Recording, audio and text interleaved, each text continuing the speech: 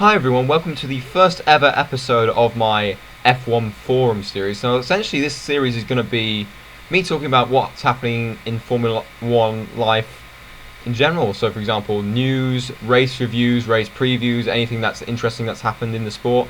I'm not going to cover every single rumour that's on the F1 gossips page. They're usually not that interesting unless something big comes out of it. For example, I don't know, Lewis Hamilton moving teams or something like that. There have been two major stories in the past couple of weeks in Formula 1.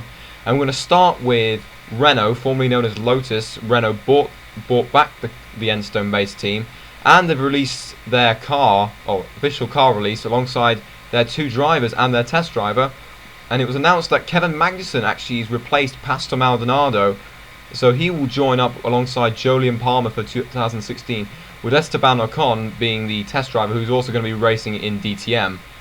Now, I'm very happy that Maldonado is out of the sport. I was never a fan of him ever since he came into the sport. He was always there because of his Venezuelan money.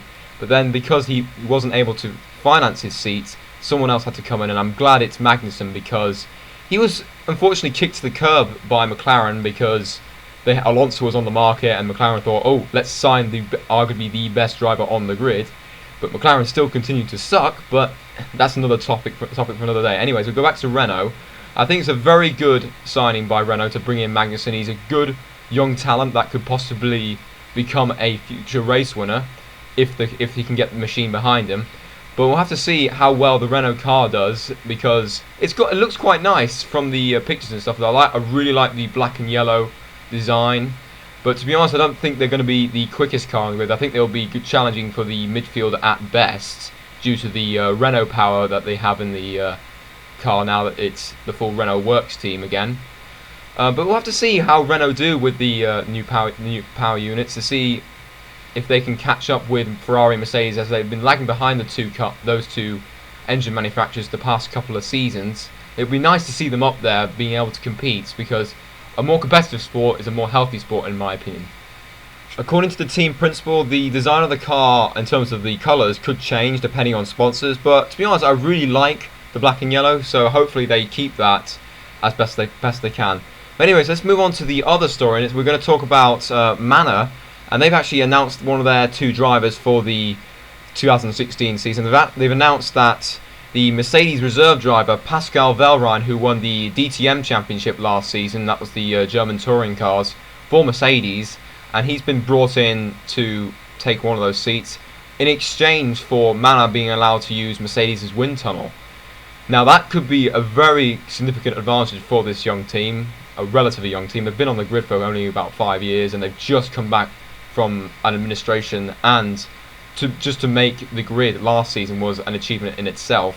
They had good reliability as well, so hopefully with new Mercedes power they get even more reliability, and are able to possibly compete for the midfield pack, and possibly compete for points, which would be absolutely amazing if that team can get on its feet and be challenging for the points positions alongside teams like Sauber, Toro Rosso, Force India maybe a bit too high, but those sort of teams that would be sort of aim that I would think Manor would like to compete with.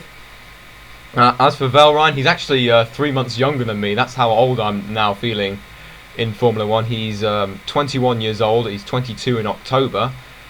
He seems to be a very good driver. The fact that he's won DTM at such a young age makes me think, oh, this guy is a really good talent, and it's also a good opportunity for Mercedes to showcase the young talents. A bit like how Red Bull have Toro Rosso with Max Verstappen and Carlos Sainz right now, and what we had before with Sebastian Vettel coming through the ranks, and also Daniel Ricciardo.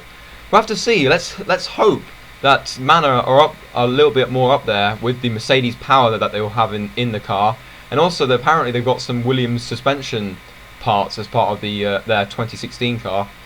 We'll have to see what happens. I mean, there's not been any other recent things in the news except for the FIA releasing the engine development restrictions, so all the engines can be continuously developed to allow for fairer competition. I mean, it could be a little bit, shall we say, controversial, because Adrian Newey can actually come out and said, oh, that's going to possibly make Mercedes even stronger.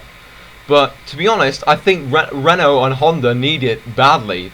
because look how far they were off the pace last season. Particularly Honda, they were 2.5 seconds off on the first race. They need as much help as they possibly can get if they want to challenge the Mercedes empire, or even now the Ferrari empire, now that they sorted out their power unit last season.